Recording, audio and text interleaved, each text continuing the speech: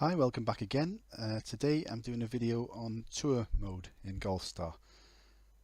So what is the tour mode? You can see it here, bottom left of the screen. Basically it's a weekly competition in which you're given 4 rounds or potentially 3 rounds depending on the tour level that you're in. And it records, you get 5 tries at each round, records your best effort, and that will be ranked and given points accordingly. So we can see here, scroll up to the top.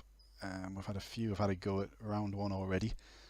Score to beat currently is -12, but I would imagine it would go higher than that. So basically if you finish number 1 place you'll get 1040 points, and goes down accordingly. So there is a prize for each round. So round 2 there'll be a similar prize, 3, 4, etc. So firstly we'll look at the scoring. You'll see here I've just pressed the question mark, the help button there, which is showing us how scoring works. It's showing us amateur, semi-pro, etc. But if we scroll up or scroll across to where we are at the minute, which is Master Pro B, we can see that basically the prize for winning round 1 goes up. It's 1040 for round 1, 1290 for round 2, and then 1530 for the last 2. You find the last 2 rounds more difficult courses. So for that reason, it isn't always the best stats that wins. You can have all the stats in the world, but trying to get a good round out at Safari or Rolling Hills is hard work. So it can reward the skilled player. So if you've not got the stats really to compete in rounds 1 and 2, which are often the easier rounds, you can often pull it back in rounds 3 and 4. So on the subject of scoring, there's a common question that comes up on the forums all the time, or on the Hive, or anywhere that people are talking about Golfstar. They'll have set their scores, they'll have a certain amount of points, and then they'll come on shouting saying, well, hang on, my points have gone down. How is that possible? And it's basically because each round is scored based on your position in that round. So it's not an overall. This will make a bit more sense later on in the week. But you might have 4,000 points for the week, and you'll see that go down to something like 3,200. You think, why in the world's that? And it's because somebody will have bettered your score in one or more of the rounds. So it's quite simple when you think about it on a round by round basis. When you look at all 4 rounds and try and work out the scores from this screen, it's quite tricky. But if you go into each round, you'll see the scores that you've been apportioned have been fair. There's nothing funny going on. Where there is something funny going on is with the groups. Again, a lot of people don't realise. I've got a group of 50 players here, including myself, so 49 others. So you might think if I was to log in as one of these guys, they would see the same group, but that's not the case. Basically what the game will do, it'll just generate 49 other players and put them in a group with you. But equally, if I log in as any one of these other players, they will have a totally different set of 49 other players to beat. So no two groups are the same.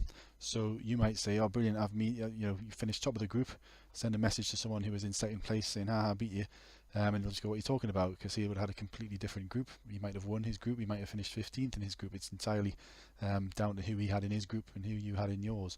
Sounds complicated, but essentially the game just throws 49 other players at you to beat, and you've got to beat their scores on your game, but that bears no relationship to what anybody else is doing or any other groups that you see. So that's something to bear in mind. Another common question that comes up on the forums.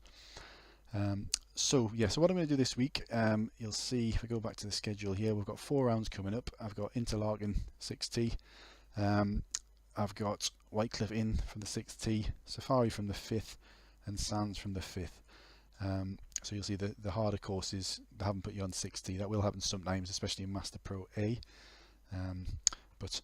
So the idea is I'm going to play 1 round on each, or potentially more than 1, depending on how well I do. Probably take all 5 tries.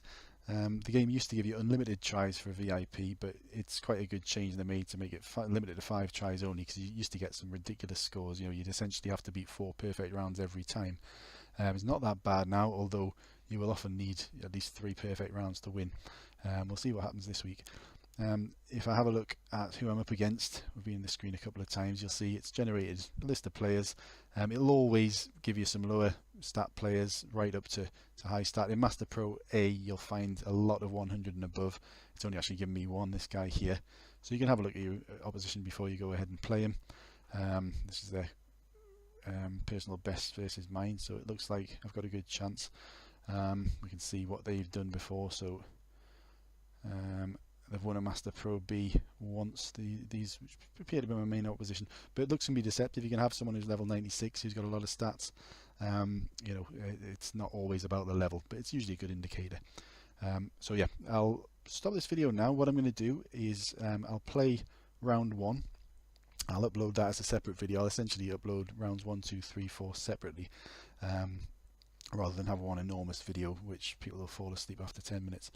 You'll probably fall asleep after 10 minutes anyway, but at least it'll be a short video to go to sleep in. So that's that for now. I'll see you soon, and thanks for watching.